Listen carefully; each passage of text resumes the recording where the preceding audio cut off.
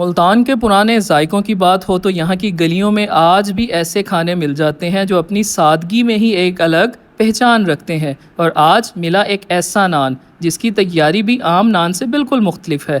यह है गुलशन मार्केट के करीब खैबर नान शॉप का मशहूर आलू वाला नान। सबसे पहले पेड़े को बेला जाता है, फिर उसके अंदर आलू की मज़ेदार फिलिंग शामिल की जाती है।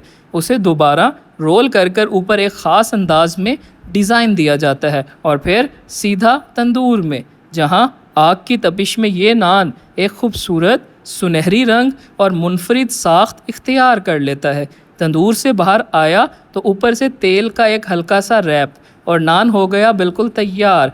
बाहर से हल्का सा क्रिस्पी, अंदर से नरम और आलू के जायके से भरपूर। यहाँ आलू वाले नान के साथ सादा नान, खमीरी रोटी और रोटी भी आपको मिल जाएगी। आलू वाला नान यहाँ पर आपको सिर्फ 80 रुपये का मिलेगा। इनकी लोकेशन है गुलशन मार्केट से थाना चौक जाते हुए 80 फीट रोड, मुल्तान। मुल्तान के ऐसे ही छोटे छोटे जायके इस शहर की असल स्ट्रीट फूड पहचान है और शायद यही वजह है कि कुछ खाने सिर्फ पेट नहीं भरते, शहर की याद भी साथ समेट लेते हैं। पर नान शॉप, दुकान पे आलू वाला नान होता है।